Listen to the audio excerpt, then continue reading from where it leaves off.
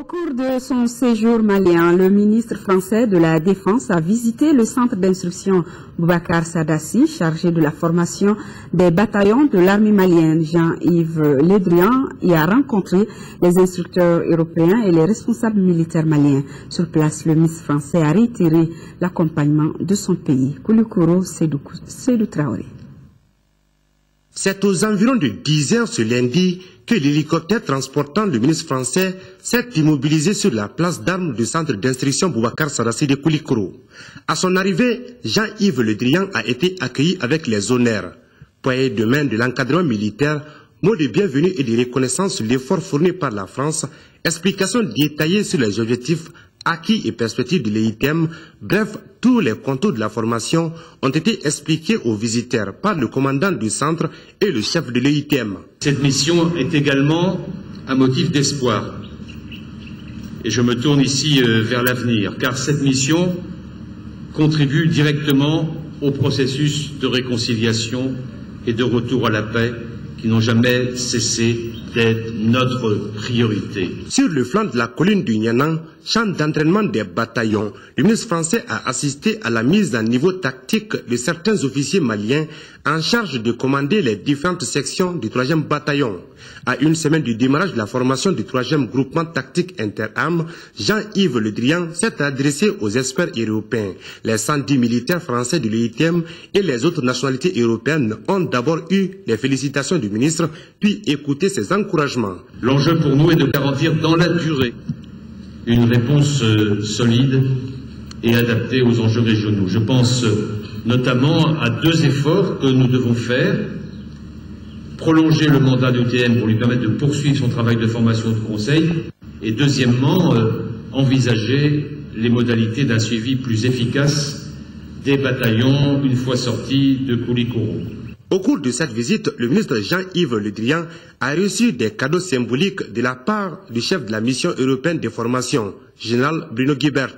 Il a ensuite signé le livre d'or du centre d'instruction avant de prendre congé des experts européens à Koulikoro.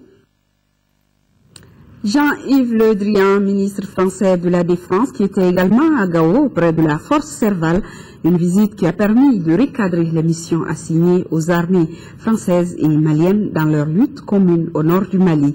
Le compte rendu depuis Gao de Daouda Zoumana Traoré. Les temps forts de cette visite du ministre Jean-Yves Le Drian ont été la revue des troupes, la visite des locaux et autres installations de la force Serval et la rencontre tripartite MINUSMA, force française et FAMA.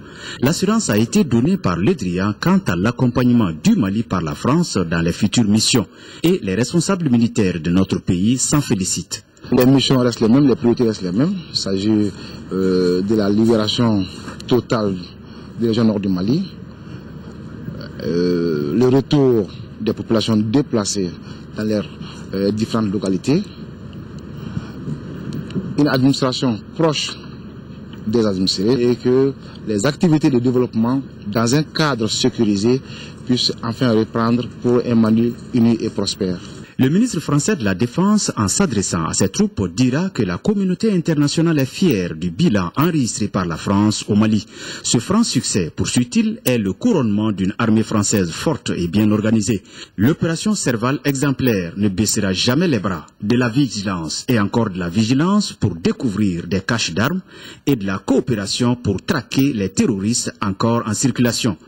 C'est pourquoi le système de défense et de sécurité de la grande famille de l'armée française sera orienté sur des axes prioritaires. La France, dans cette période au Mali, aura assuré 3 fonctions de manière différente les 3. D'abord, faire en sorte que la MINUSMA se développe, s'installe, soit soutenue, soit respectée, soit reconnue et accomplisse sa mission. Deuxièmement, il nous faudra continuer à aider les forces maliennes à se reconstruire. Et puis, troisièmement, nous, vous, vos successeurs, devront continuer à assurer cette garantie de sécurité que vous représentez. L'accomplissement de ces nouvelles orientations devra permettre au monde tout entier de se débarrasser de plusieurs terroristes et narcotrafiquants.